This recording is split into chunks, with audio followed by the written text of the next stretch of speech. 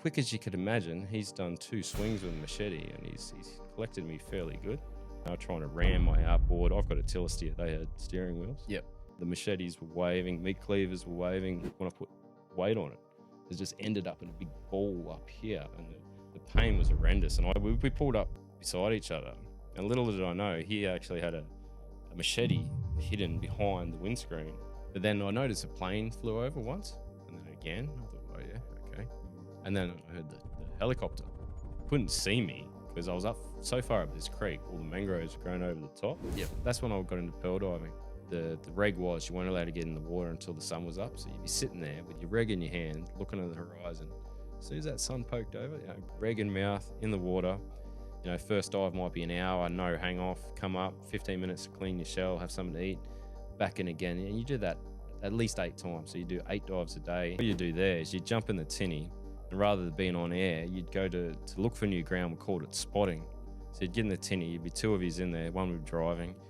You drive along, you jump over with your half mast, hold your breath, hit the bottom, swim as far along the bottom as you can, see if you can see any slugs.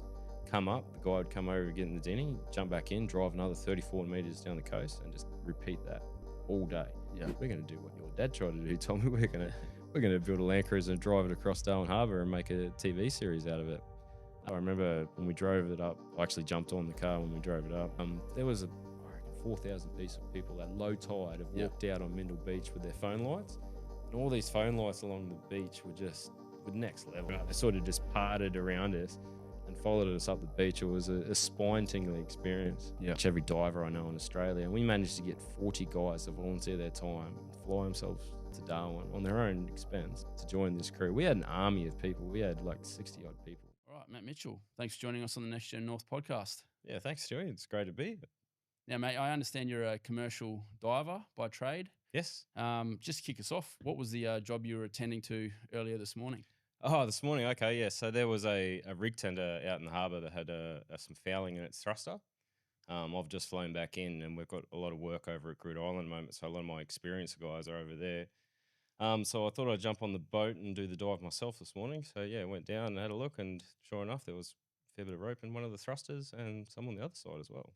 So no damage done, but, yeah, it's all cleared. Yep.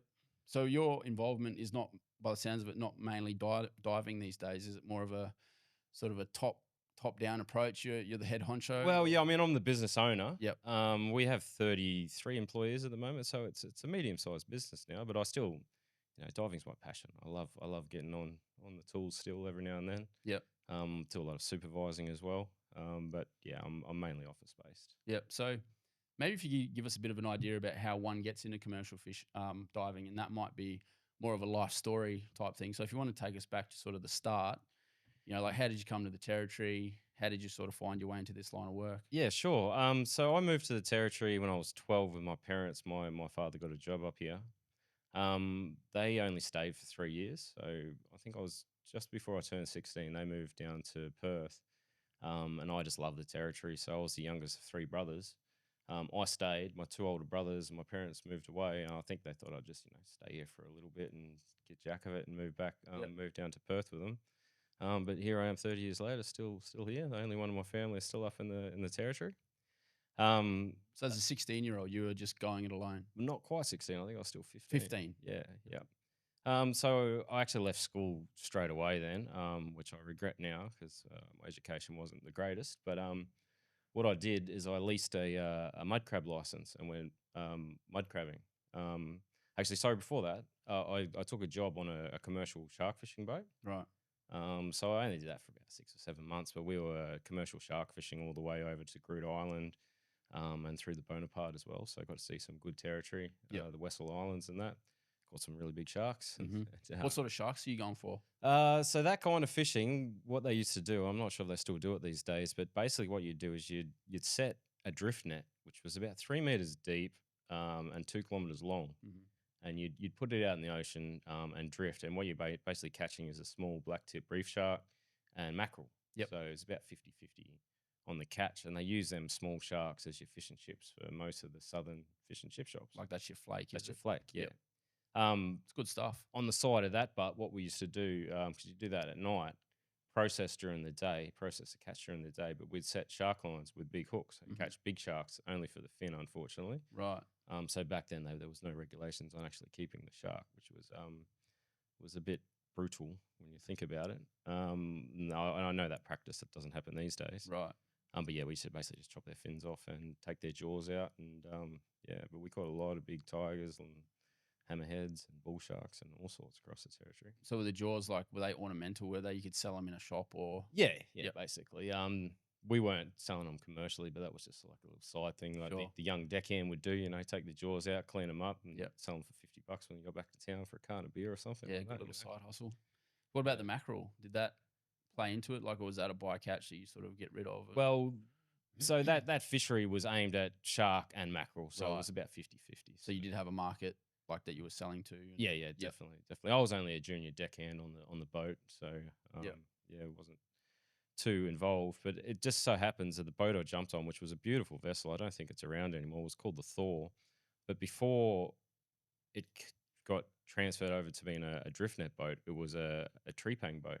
So the trip I jumped on was the first trip they'd done as a shark boat, but it still had all the dories on it with the diving compressors and all the diving gear. And the engineer on the boat was part of that crew. Yep. So I remember this was how I got into diving, actually. So we were over near the Wessel Island somewhere, and one day it was a nice day. The water was clear, and he goes, "Oh, we'll just whack one of the dories and we'll go for a bit of a dive." And I said, "Yeah, I'll jump on." 15-year-old. I thought this would be great. Yeah.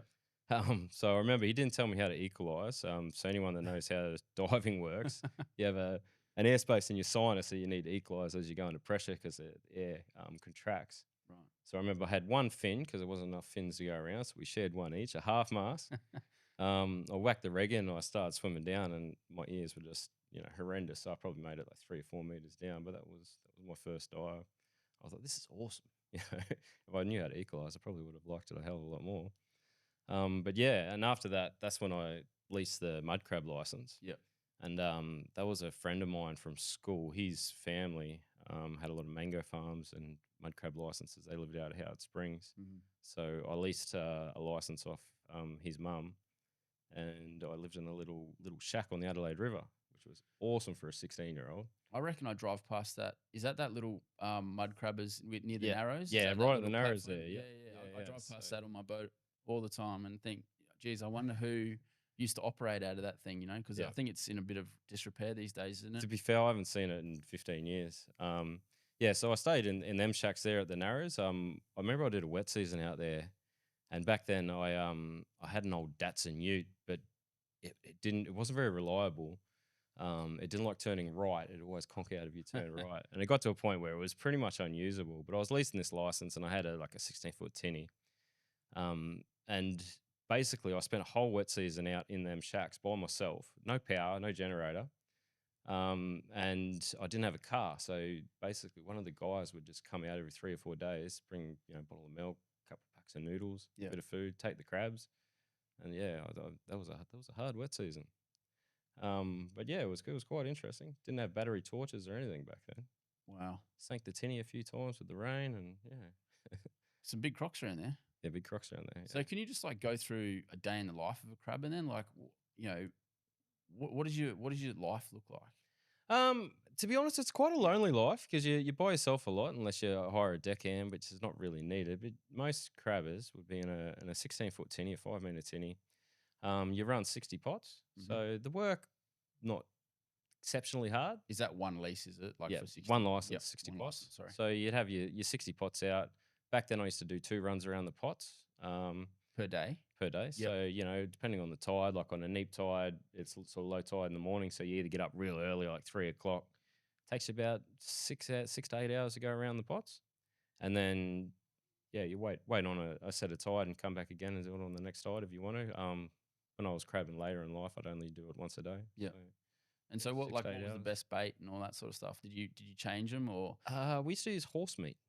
Horse meat, is that because was it plentiful and cheap, or? Yeah, so there's a pet meter out of Howard Springs, Terry Holtz. He's been there for years, and he owns a station up near Point Stewart there, and the pet meters come up there and they get buffalo and horse, so readily available. Pretty expensive, Yep. Obviously use a lot of fish as well, so we're catching fish in nets and cast nets and things all the time.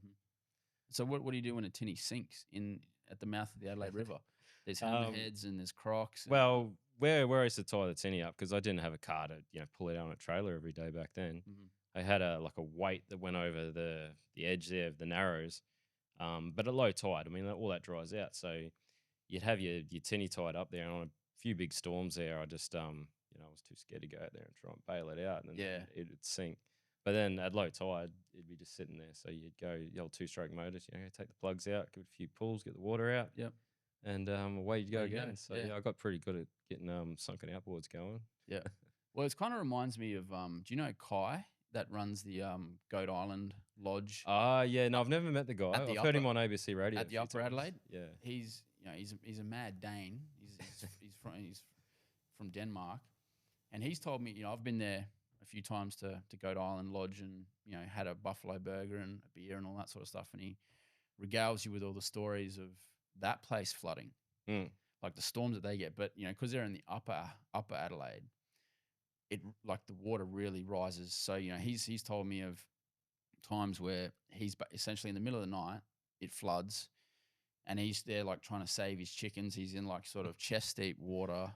Yeah, I imagine that'd be quite hair raising. Yeah, was there any sort of experiences like that, or was it because it's I guess the mouth of the river, it's probably doesn't flood and is it not exactly? Because mouth of the river, it's more tidal, but there was also used to be a hut built on sort of ironwood poles that were cut down with a chainsaw. I didn't build it myself. I think an old Cambodian guy called Sokar, I think his name was, built it. That was up Saltwater Arm, and I stayed in there for 6 months as well. Just it was vacant, so I went in there. And on a 7.2 meter tide or higher, the water actually used to come through the hut. And this old hut only had 2 walls on it, and the rest was just open.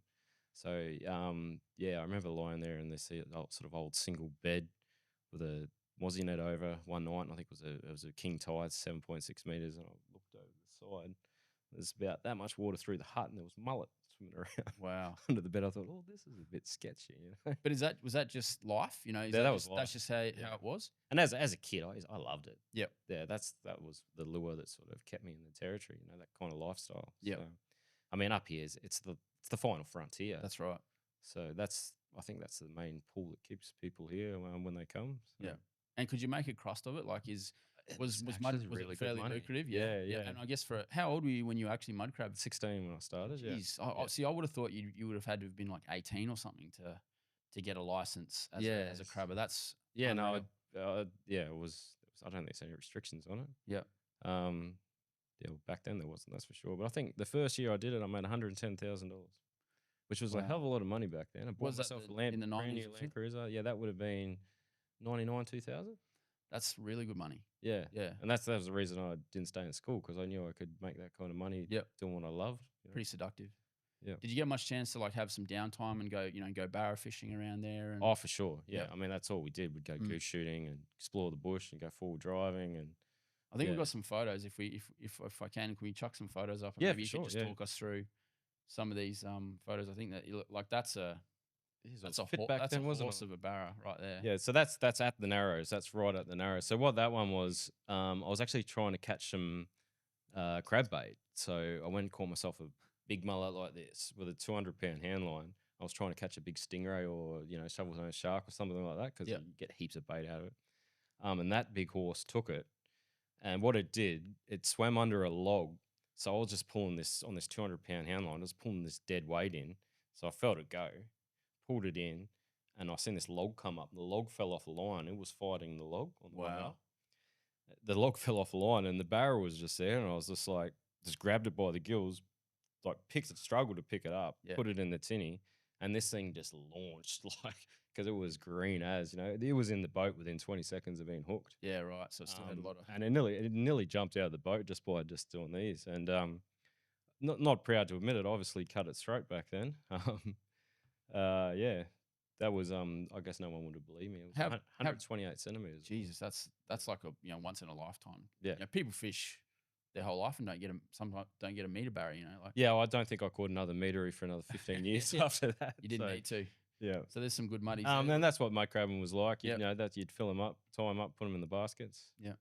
Yeah. So this is a bit later. This is when I went pearl diving. So, Which I think we'll get to yeah, later Yep. on, but And that's not a bad little haul there. Yeah, that was up at Maningrida actually on a place called All Round Island. So you got a really good opportunity to just explore, you know, the top end of the north and Yeah. see country. Probably a lot of people don't Yeah, otherwise for get a sure. chance to. Yeah. So after I and that was at Montebello Islands. I actually heard Will Hannigan talking about Montebello yeah. on one of your early podcasts. Yep. He said it was the best spearing in Australia, and There that you was go. just me jumping off the back of the boat for about half an hour one afternoon. So Just big coral trout, are they? by yeah, the looks of it? massive. There's trout on every rock. There's a harem of trout. Yep. Yeah, awesome place. Amazing. Yeah. Yeah, so after I finished mud crabbing, I tried something different. I went and did like an open water dive tick and actually learned how to dive. Mhm. And then I went trepang diving, which is the most sketchiest job you could imagine. Tell us about trepang diving, because like you used to hear a lot about it, you know, with the moccasins and that type of thing. It's a but- long history in the Yeah, North Australia. but I Yeah. don't I mean, they're really- coming over now. They're catching them by the hundreds up in Well, the Kimberleys. Is it like, and is there a lot of illegal, like, are they sea cucumber? Is that what Yes, they are? sea cucumber, beach demur. There's a lot of illegal fishing going on, isn't there, at the moment? Like I've read in, I think, the NT News something, there was like a bunch of guys got caught with I it. don't think it's really known how prolific they are. Like there's 200 little wooden boats up through the Kimberleys probably right now. I don't think they put a dent in the actual Really? population of the trepang. But then they get quite a high price for it, don't they? I reckon they would. And it's amazing. These guys come over on these tiny little wooden boats. They're 6 to 8 meters long. Mhm. There's like 6 of them on you. When you see these things, you think there's no way these guys have come from Indo on this. It's impossible, but they do. Yeah. I mean, and they've got like 1-cylinder diesel engines in them with the shaft that come out the back that have, rather than having sort of one prop, they've got an engine and prop. They're up to 6 in these things. They'll have 6 different engines as backups with 6 shafts, 6 props. They just use plastic bags and rubber bands as their shaft seals. Yeah. They have bamboo tube with a bit of thong on the bottom as their bilge pumps. Wow. I mean, it's crazy. And they come over here and they just pick up trepang, and because you just on a big there you go, on a spring tide, you just walk around, pick them up.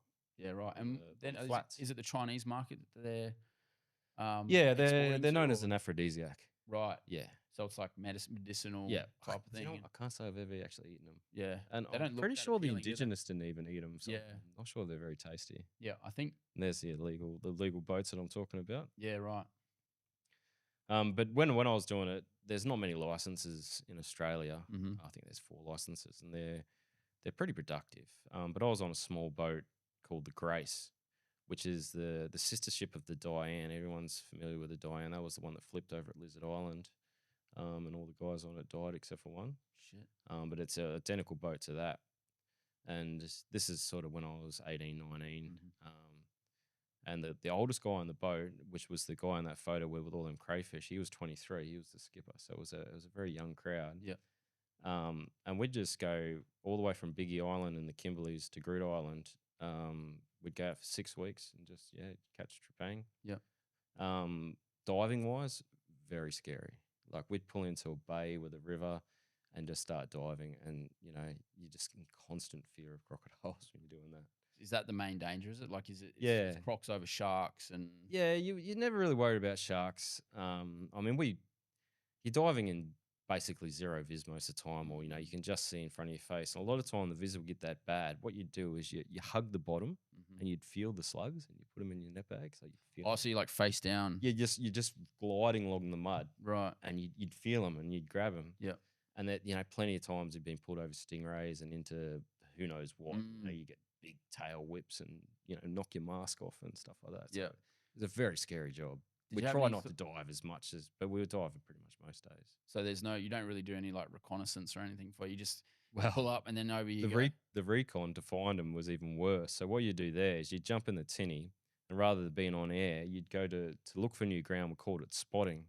So you'd get in the tinny, you'd be 2 of yous in there, one would be driving. You drive along, you jump over with your half mast, hold your breath, hit the bottom, swim as far along the bottom as you can, see if you can see any slugs. Come up, the guy would come over, get in the dinny, jump back in, drive another 30, 40 meters down the coast, and just repeat that all day. Yeah. So you're covering heaps of ground, but I jumped on a dugong once. Wow. I jumped straight in and looked up, and there's a big sea cow in front of me. I was like, wow, I'm so glad I never jumped in on a crocodile when I wasn't on air. So you didn't have any like real close calls or anything? I didn't personally. Yeah. I was driving the boat once and a big croc sort of popped up not far from us and I pulled the divers in. Yep. We used to go around with another boat called the Wendy. They got pulled over a 6 meter croc once at Napier Broom Bay in real clear water. So there was three of them getting towed behind a 6 meter tinny, and there was a big croc on the bottom. And they all seen it and sort of just went over it, but it didn't do anything. It Didn't bother them. Looked at them and was just as surprised as they Yeah. were, I think. And they still do this these days, and you hear of close calls all the time, but I don't think anyone's actually been attacked by a crocodile. Yeah. Still, it was a very scary job to do. I'll bet. Yeah. Yeah. So after the Trepang, where did you head to after that? After the Trepang, what did I do after that? That's when I got into pearl diving. Okay. So that's when I went west. Yeah, and pearl diving is awesome. Again, you had Will Hannigan on. He's an old pearl diver. Yep. Mate of mine. He's a wild cat. But yeah, I did pearl diving for a few years, and I love pearl diving. Pearl diving is one of the best diving jobs you could do. With pearl diving, the amount of they use their own tables. Yeah, they've got their own industry tables that was developed by a fella called Dr. Wong. Right. And they're the most extreme tables you can imagine. They work really well. People do get bent. But what do you do when you say tables? So when you go diving, you've got a certain amount of bottom time before you have to come up. Right, because is that the nitrogen? And Yeah. So your body absorbs nitrogen at different partial pressures, your tissues, your bones, and stuff. So you have a what's called a non-decompression limit. We use it in the commercial industry where you can stay down for that long where you don't have to do any decompression. Now, decompression can be done multiple ways. It can be done in water where you go to depth and stage. They call it, like in the old pearl diving days, they'd sit in a stage, bring it up to a depth, and they'd stay there for a while so you can off gas. In the commercial industry that I work in now, in water decompression is frowned upon. You don't do it in water because it's not controlled. So what you do is something called surface decompression or surface SURDO2, where you come up, do a couple in water stops, but at 9 meters, your last stop, comes to the surface as quick as you can, and you get into a decompression chamber, and they bring you back down, and then you breathe pure O2 in the chamber where it's controlled. Now, where the pearl diving industry differs from that is what we'd do is we'd drop a set of regs down that's connected to pure oxygen to 8 meters, and we'd sit and do an in-water O2 hang-off. And it's the only industry that I'm aware of. I think they do it in the slug industry over east as well, but it's the only industry I'm aware of where they do that. And I think it's an awesome way of decompressing myself. Surface decompression, where you come to the surface and then get in a chamber, get back down. You've got 5 minutes. Yeah, it sounds kind of dangerous. Yeah, 5 minutes under the US Navy tables, 7 minutes under DCIM, which is the ones we use. Yep. To do that, but I call that bending and mending. Because you're coming up and you're getting back down to pressure in a chamber before you get the symptoms of decompression illness. Yep. Which I think's dodgy. I think you're better off just staying down there and just breathing. But when you're at 8 meters, well, first of all, oxygen is toxic at depth. So oxygen is actually under them partial pressures. If you go to 12 meters, it can cause O2 toxicity. Right. So you can have fits, you can have all sorts of symptoms. So that's why they want to do it in a chamber where it's controlled. So if you have a fit, you're not in the water doing the funky chicken where you're going to drown or something. You can get medical. Someone can take the O2 off you and you can go back on air. Sure. But yeah, quite interesting tables in the drift diving. But on them tables, that will allow you to spend up to 12 to 14 hours in the water a day. So I think Will touched on this in his podcast. We'd be there on the back deck, and the reg was you weren't allowed to get in the water until the sun was up. So you'd be sitting there with your reg in your hand, looking at the horizon. As soon as that sun poked over, reg in mouth, in the water. First dive might be an hour, no hang off, come up, 15 minutes to clean your shell, have something to eat, back in again. And you do that at least 8 times. So you do 8 dives a day. Depending on the depth you're in, you do every second dive as an O2 hang off, or if it's a bit deeper, every dive as an O2 hang off. And your last hang off would be pitch black dark. You'd be sitting there. Like you couldn't get in the water until the sun was up. But if you're already in the water doing your deco, the sun goes down, you're a bit more time. dark. Yeah. So that was magical. It'd be 7:30, 8 o'clock at night. You'd be doing your last hang off, and you'd have all the phosphorescence in the water. So you rub your hand up on the rope, and it'd just glow green, and you'd have all the phosphorescence coming off it. Yeah. So what like quite a magical place to dive. what made the pearl diving you said before was like one of the best type of diving you can do? What made that so good? Was it like the working conditions? Was it like the better visibility? Yeah, What? get good viz down the Yeah. 80 mile, and you see some amazing ground depending where you are. About the 18 mile mark, there was all reef in that, Mhm. and the heaps of sea life, and being able to stay underwater for that long. You get do a neat of 7 8 days doing that every day. You get so comfortable in the water. Yeah. It becomes weird being out of the water. You're in the water that much. Yeah. Is it like So kind of a peaceful sort of tranquil thing? Is it like it a is, and it isn't, because the work itself is hard. Mhm. Like you are. But when my style of pearl diving was, I'd swim as hard as I could and swim around like a crazy person trying to pick up shell. Others were a bit more relaxed, and they would just use their eyes, because it definitely takes a good eye to see the pearl shell. Yeah. But then you've got a neck bag, and you'd fill your neck bag up, and you had to work up your work line to put that shell into your big bag, and it's physically challenging. Mhm. Like the whole job itself was physically challenging. You're getting towed behind a boat, and you're working yourself up a rope. Your hands just, like, by the end of the day, were just like, yeah, So but you'd be fit. fit. Yeah. Like, pearl divers are the fittest people you'll ever see. Mm. And you'd probably sleep well at night Oh as yeah, well. sleep really well. Yeah. Was there Back then, like, you wouldn't find a pearl diver over 30. right? You It had was just it's that like taxing. it's probably on par with AFL footy. Yep. Um, elite level pearl divers. Once you get 30, 31, it's time to retire. I don't think it's like that these days. I think they're a bit more relaxed, and they've got older guys. But Right. back when I did it, it was very competitive to actually get a line and get the job doing it. Right. Is there a strong sense of camaraderie on those boats?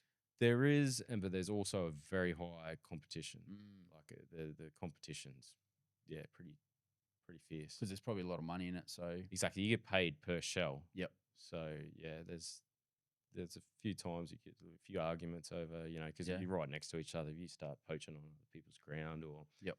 and people just get generally jealous if you catch more shells than them as Yeah. well. Yeah. Yep. You're making more money than them. Like, if you got a green diver, a young diver that comes on and just picks up the knack to see the shell and starts catching more than someone that's been doing 3 or 4 years, they get picked on a bit. Yeah. Yeah. Yeah, for sure. Was there any characters like you say Will Hannigan? Was there I didn't dive when he was doing it. Yeah. He's a little bit younger than me. Yeah, many characters. I mean, I started when Ben Lay was just finished, and he was the guy on the Diane that I talked about earlier that died off Lizard Island. Mhm. So he used to do pearl diving, and then go over and do sea slugs on the East Coast. Yeah. And that guy was amazing in the water. He was like a fish. Yeah. Like, yeah. like some guys are just naturals. Some guys are, Yeah. really good. Yeah. Yeah. Stewie Walker was another one that was really good. Back then, I actually got his line, so he was sort of same thing towards the end of his career.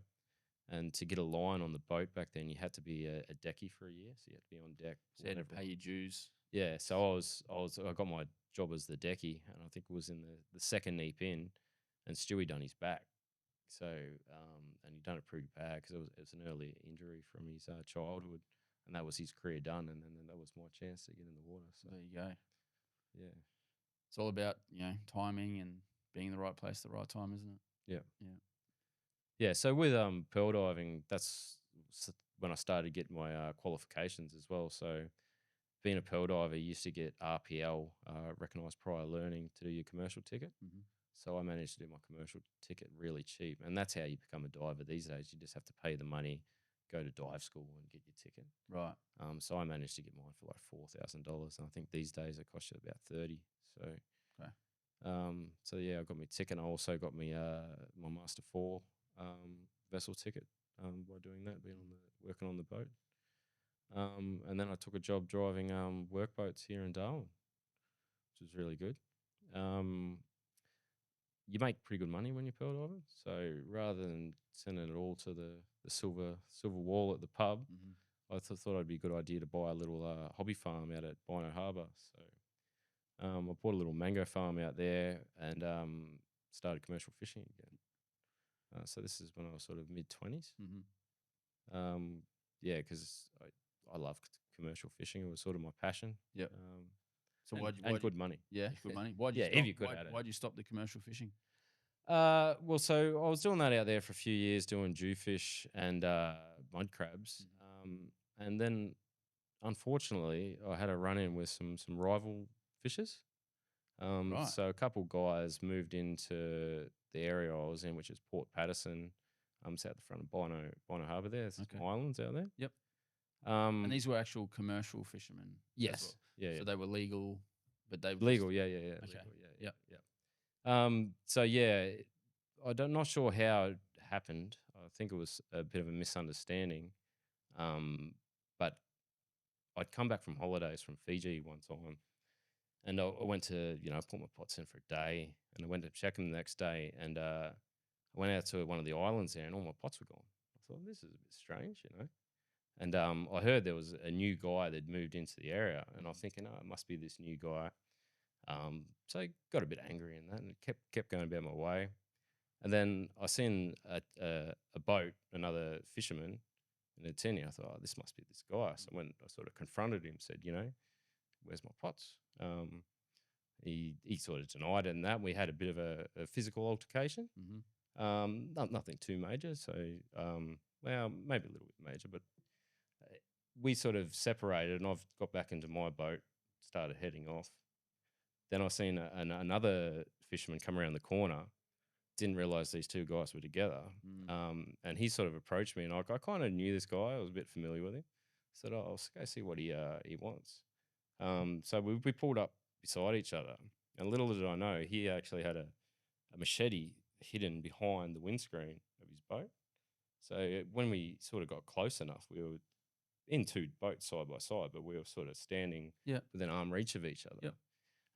Quick as you could imagine, he's done 2 swings with a machete, and he's collected me fairly good. So the first one, I sort of got my hand up like that.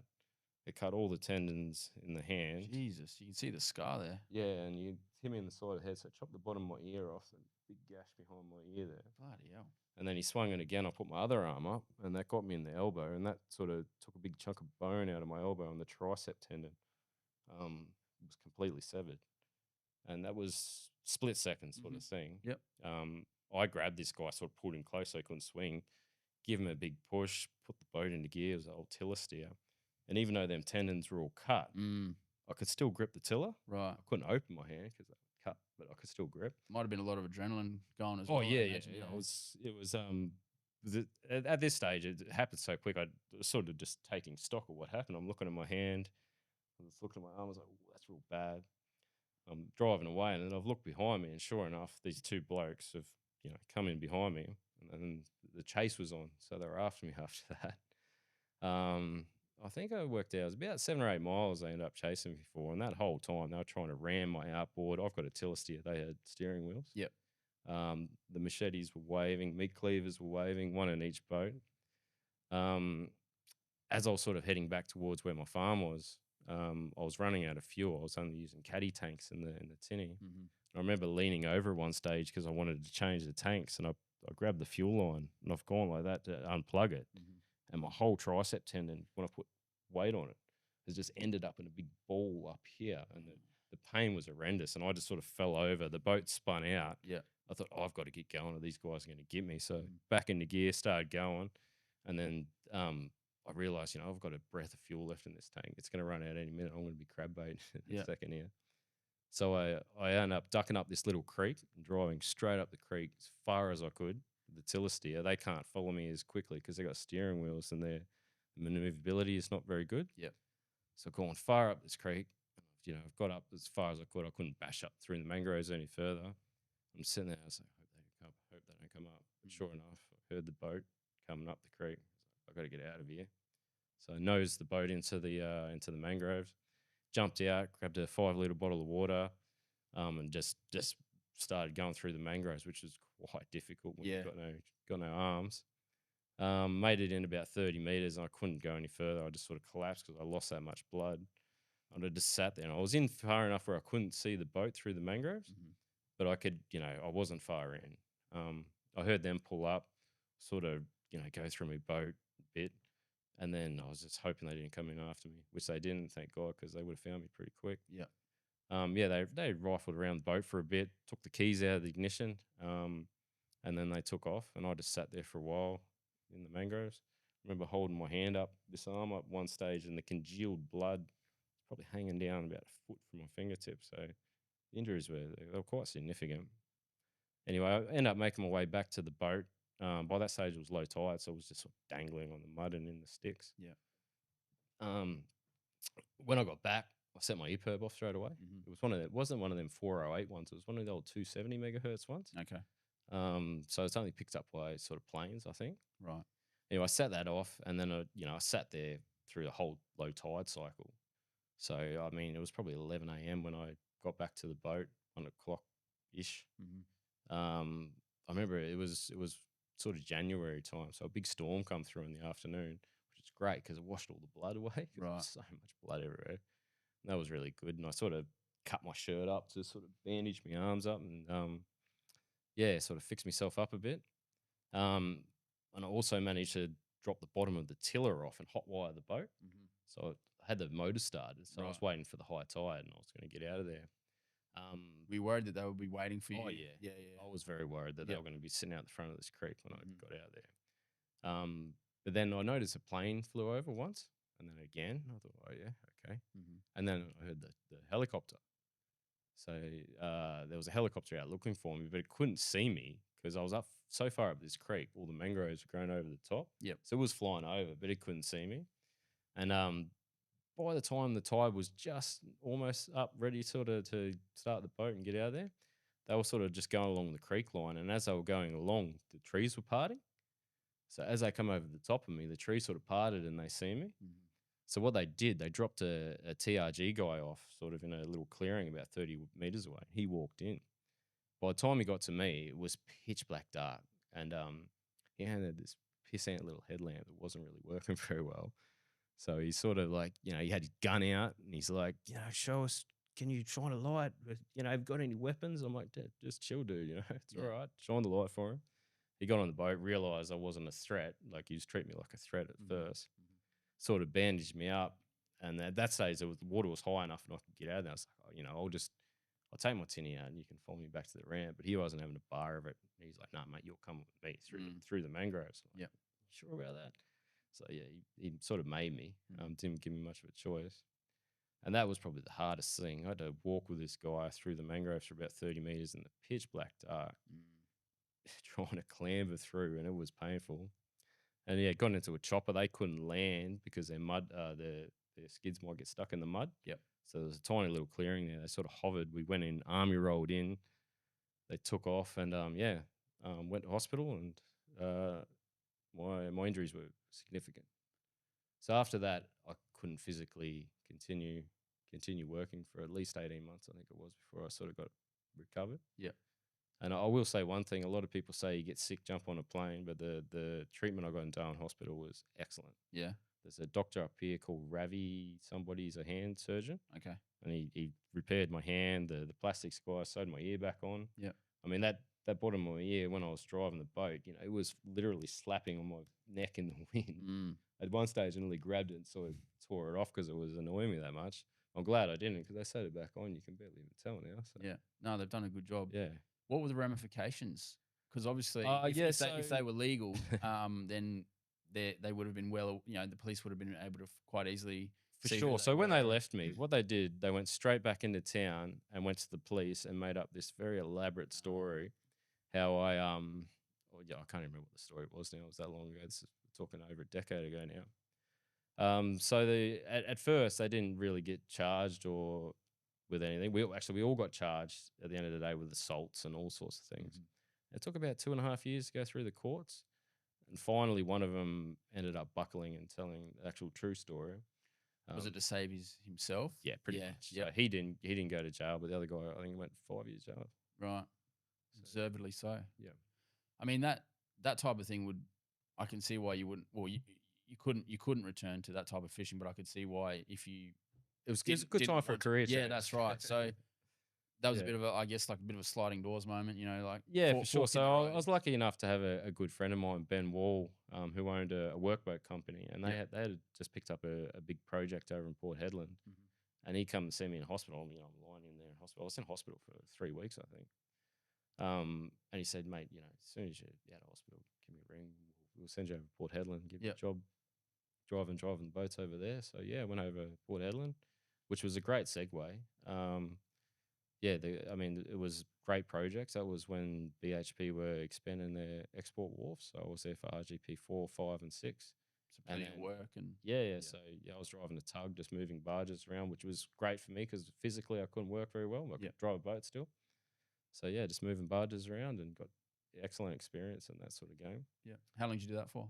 Almost 3 years by memory. And then as projects are, they got a life cycle, Mhm. and as that was coming to an end, because that was a 4 week on, 4 week off roster. So when I was coming back to town, when I got sort of physically better, I started commercial diving again Mhm. for territory diving services at the time, which later become Neptune diving services. But yeah, when that project comes to an end, Neptune offered me a job as a vessel manager because they didn't know anything about boats and they thought I did, which I kind of did, but I sort of faked it till you make it a bit. Yeah. They wanted to export a 100-meter dive support vessel down a saturation diving boat down from Singapore. I said, yeah, I can do that for you. I can manage that. So we did. We brought a saturation boat down from Singapore and manned it with Australian crew and did a few sat jobs in Australia. Yep. Which actually went really, really well. So yeah, started working for Neptune again. And then after that project was finished, I went over to the UK and did some vessel managing, project managing over there, doing UXO removals for some wind farms off Denmark and Germany, which was again great experience. Chartering boats, moving with the ROV, and going looking for bombs and slapping other bombs alongside these old World War II bombs and blowing them up. I was office based then, so I didn't actually get to go out and do the fun stuff, but yeah. Fatten up the resume a bit. And Yeah, really, really good experience getting some project management in. Yeah. so what led you to starting your own business? Like you've got OceanTech now, is that right? Yeah, yeah. So what was the course of events that led you to go, hey, I reckon we should just have a crack at it, or I should have a crack at it myself? Yeah. So, I mean, I always ran businesses my whole life. While I was working in Neptune, I had a little tug and line business with a mate of mine, which I ended up selling out to him at Darwin Tug and Line. Yeah. I worked at Neptune for a while. They got bought out by an offshore company called MMA Offshore. Okay. They weren't very interested in the sort of works we do in Darwin with the commercial civil stuff. Mm-hmm. So after a few years there, I thought, it might be time for a change. So I said, I'm gonna put my resignation in, move on. Yep. As soon as I did that, the CEO called me and he said, listen, we're not interested in continuing unless we've got a strong manager in place. Would you be interested in doing a manager buyout of the company? I said no initially, and then I said, well, what I will do, but I'll buy your equipment and I'll start my own company. Okay. And we did a really good deal and started OceanTech. So you didn't do the manager buyout in the end. You just bought the I equipment. call it a manager buyout, but yeah, I formulated a new company and just bought the equipment. So what was the rationale there? Was it like I'm not going to say like bit of tax minimization. Okay, Yeah, it's the way you structure it. Sure. Yeah. Yep. So if you start from the ground level, you can sort of Yeah. minimize. Yeah. Yeah, and also you want a fresh start too. You don't want to be in another company's shadow. That's sort of what I was getting, Yeah. trying to get at. I think like if there's no baggage from the other, you can sort of go your own lane and start with a bit of a clean. Exactly. And we also started a different sort of business model too. So at the moment we concentrate on nearshore civils. Okay. So we're not looking at the offshore market. MMA was very offshore. So what is nearshore like? Civils? So what sort of work? What sort of business model are you guys doing? Yeah, so we do a lot of vessel inspections, vessel husbandry, like I mentioned this morning with that job. We also do a lot of construction work. So I've got some really good underwater welders that work for me. So it's like maintenance and monitoring and that type of thing, is it? Maintenance, monitoring, and building stuff. Building. We love building stuff. Yeah. Yep. And last year, 2024, there was a cyclone over in Groote Island, and unfortunately,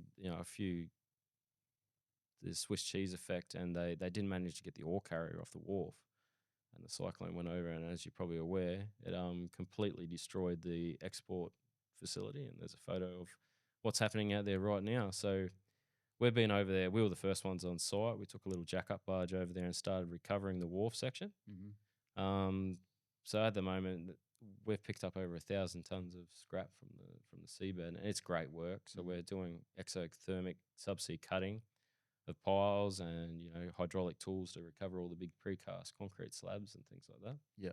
So yeah, we've had 2 crews over there now for the last few months. How long is that gonna? That's a demolition job. So demolition's always fun. Yeah, construction's great. Yeah, ripping things blowing down, stuff off. yeah. Yeah. It's more fun. Yeah. So how long do you reckon that's going to last? Like till that wharf and everything is We operational? we want to get product off that wharf by April, early April. Because some of the, like, I've heard that they're just hemorrhaging huge amounts of dough by not being Yeah, I mean, operational. give that place credit. It's been going since the late 50s. It produces 25% of the world's high grade manganese. Is that right? I'm not sure what the percentage of the mining royalties it gives the NT government, but it is crucial for the NT economy, that mine. Right. And yes, they are. It costs, I think, $80 million a month to run the island. Yeah. And there was talk in the early day because that's been going a long time. The ore's eventually going to run out.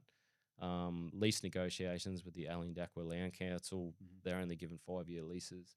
So they were talking about just shutting it down and mothballing the mine after this incident. Yeah.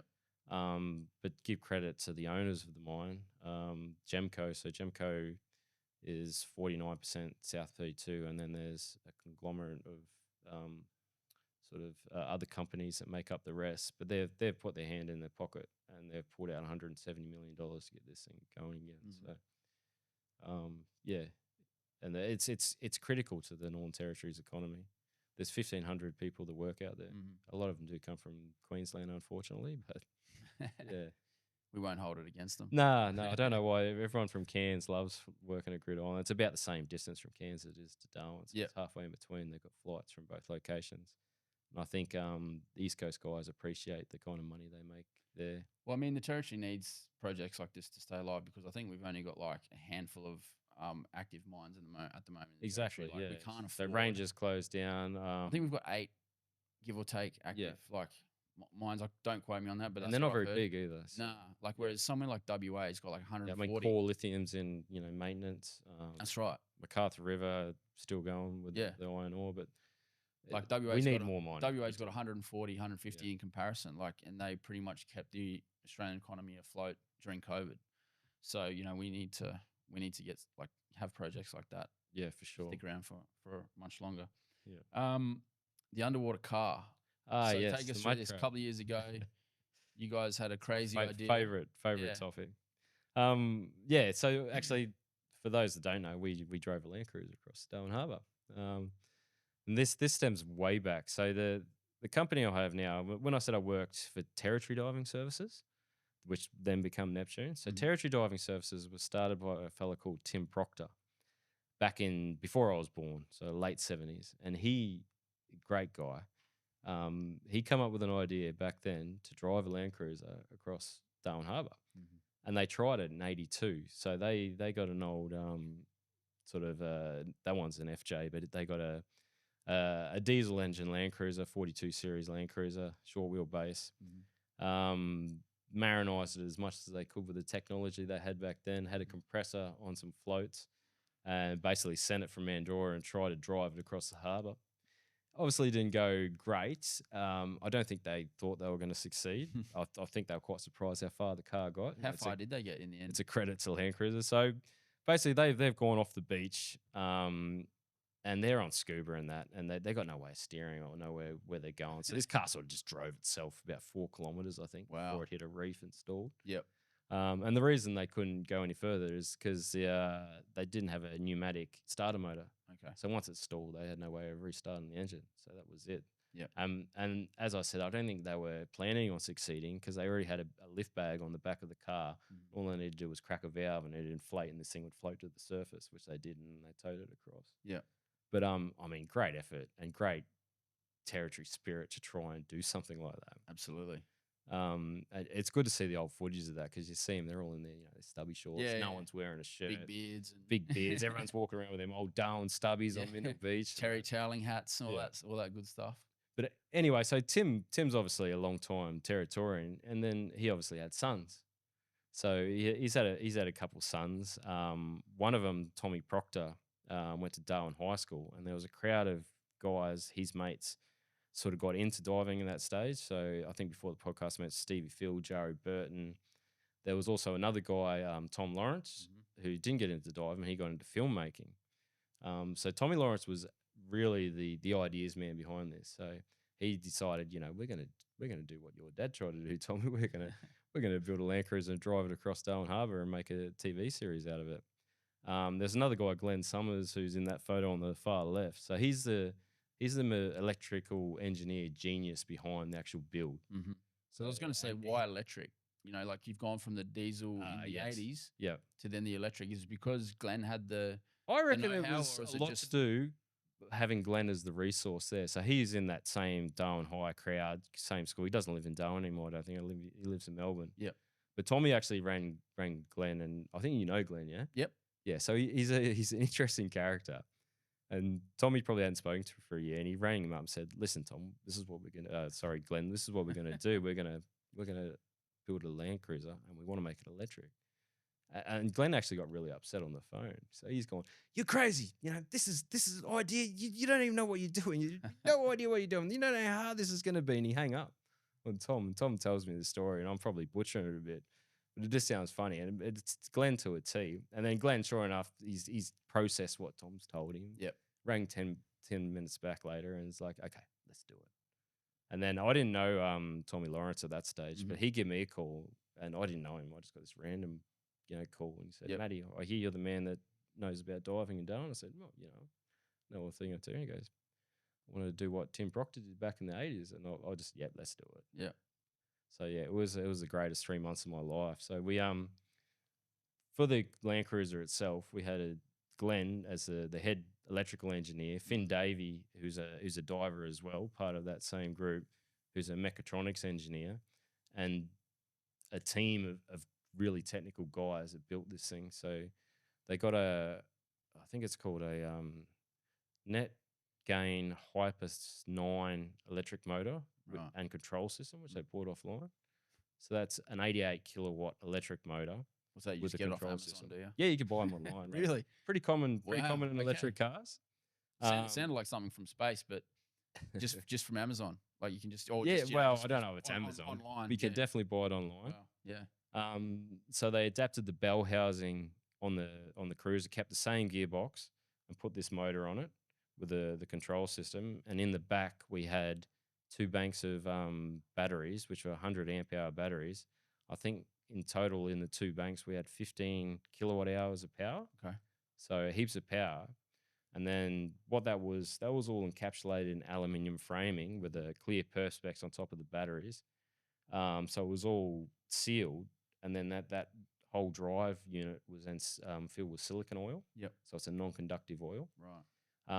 Still quite nerve-wracking because anyone that knows anything about lithium batteries and salt water and Don't go well together. and exploding.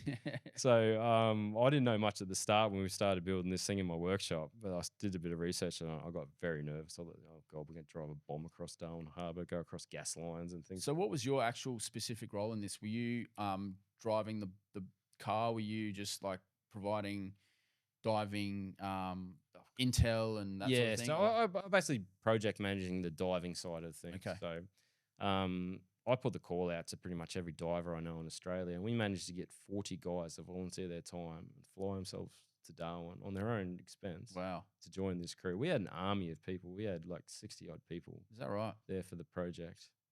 I used one of my boats as the dive vessel. We did it all on surface supply, so we had full comms. We had a navigation system that didn't work, so I spent all this money on getting this navigation system where we was meant to be able to track the GPS position and guide the guys across. Didn't work on the day, unfortunately, so we ended up doing it all by compass. Wow, went a little bit off course. Old school. Yeah. But it was meant to take 4 hours, so I did the calcs. I think we can do about 0.4 of a knot, which is probably 7 or 8 kilometers an hour. Sort of slow walking pace. I said, if we do that, we launch at Mandorah, we'll be at Mindle within 4 or 5 hours. It ended up taking 13. So what was the biggest drawback? We just kept getting bogged. So straight off the beach, all sand, beautiful. As soon as you get about 100, 200 meters off Mandorah Beach, it just goes into soft mud, and this thing just sunk in the mud. It was too heavy. Yep. We had the tires filled with water, but we had them at 40 psi, which was probably way too high. Right. So as soon as we got bogged the first time, I added lift bags to each corner, so we had 4 airbags on it to make it lighter. So I think we did the calcs on it. The in-water weight was about 550 kilos, which was still way too heavy. It should have been, down sort of 150 if we could have added some buoyancy first. Yeah. but that was the drama we had. So we got bogged there, and to get it out of the bog, I'd bring the boat over to the top, and we'd rig it up with slings and just use chain force to lift it up out of the mud, Okay. and then get it back on some hard ground. So where we had the issues, we come off the beach, hit the soft patch of mud, and we battled all the way to the gas lines. Um, Impex and Santos wouldn't let us drive over the gas lines, so Okay. we had a lot of to and fro with them, and then in the end we had to pick it up and take it over that anyway. Right. So we got to there, we picked it up, put it back down on the other side of the gas lines, and then it was actually really hard bottom all the way to the sandbar at Cullen Bay. So all that deep in the middle of the channel went really quick. Mm-hmm. Amazing diving, great for the guys that got them dives. The poor fellas that did the getting out of the bog wasn't much fun. Yeah. We had a hard time coming up the sandbank on the other side because it was steep. Mm-hmm. But this is a sandbar in front of Cullen Bay. I'm talking about. We'd have that big party every year. Yep. So we got over that, and you're thinking sandbar here, Mindle Beach here, it should be sand all the way in between. No, it was just soft mud. Right. So we got bogged a lot through there as well. So yeah, but we battled through and we got there eventually at 9 o'clock at night. I think we ended up coming out of the water. Yep. Which was an amazing thing because people had been there since lunchtime, expecting us to arrive around lunch. There was a bar set up on Mindle Beach, so it got a bit of a party atmosphere. Yeah, coming out of the water, I remember when we drove it up. I actually jumped on the car when we drove it up. There's a photo of us there. There was I reckon 4,000 piece of people at low tide have walked out on Mindle Beach with their phone lights, and all these phone lights along the beach were just next level. So as we drove up, they sort of just parted around us and followed us up the beach. It was a spine-tingling experience. Yeah. So one of the guys is sitting there in the front left. He was the one that funded it all. Taylor Smith, legend of a guy. Mm-hmm. We did it on a shoestring budget, but if it wasn't for him, none of that would have happened either. So yeah. And then we had Luke Purdy on the right there, who was our celebrity we brought in for the TV series, or Tommy brought in. Yeah. Extreme sort of guy. Working with him for 3 months was probably just as hard as building a Land Cruiser, but he was a great guy and great fun to be around. That's for sure. So was there a record broken or anything like that? Is that what you were attempting?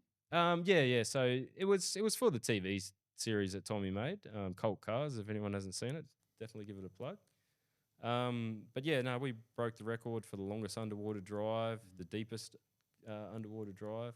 I don't think there are official records in the Guineas because we didn't pay the 40 odd grand to get the Guineas guys here to witness it. You've got to fly them in and put them up in a hotel. It's an expensive thing, and but we got the unofficial record for sure. Yeah, great. So is there any appetite to do it again and try and like beat the 13 hours or anything? Well, maybe not that exact project again, but I reckon there's definitely something on the boil. Yeah. In that extreme space, because as I said, I don't think there's anywhere in Australia where you kind of get away with this sort of stuff. Yeah. You know what I mean? Yeah, that's not that we did anything wrong and everything was we didn't hurt any environment other than sort of driving over a little bit of coral here and there. But I was going to say, was there nothing worse than anchors would do, on a daily basis. Was there any criticism or anything you guys copped, or like what was the public perception of it? I found it really positive. Good. Yeah. As I said, like the amount of people that rocked up on Mindle to see us achieve the goal and the after party afterwards, I didn't get any negative feedback. I don't really go on social media, so I don't know what the feedback was online. I'm sure there's probably some trolls on there, but that's just the nature of the beast for social media. Looking back, was there any lessons you took out of the underwater car make it expedition? Lighter. Make it lighter. If we're going to do something like that again, and drop the pressure in the tires. But the build itself worked amazingly. So one of the things I was very scared about, even though we've filled the whole drive system with silicone oil, there's always going to be a little bit of air trapped in there.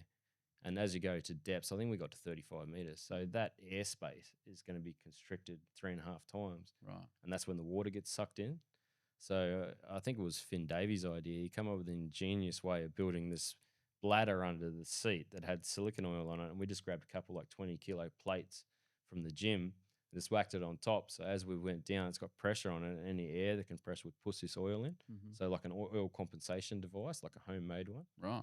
I remember I actually borrowed an oil, like a proper, $20,000 oil compensator off a mate of mine that runs ROVs. But the pressures that runs at was nowhere near, like it was way too high for what we were going to be doing. We were basically just keeping this whole system just above ambient.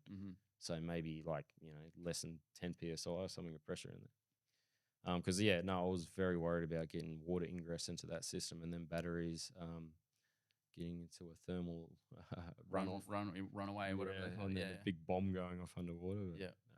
So is there anything you took from the underwater car that you could then apply to your commercial diving? Because like, you know how you said Finn had a good idea to do that plates and the oil thing. Like, you know, like a lot of the innovation in society, you know, has come from, say, like the space program, like trying to get rockets up into space.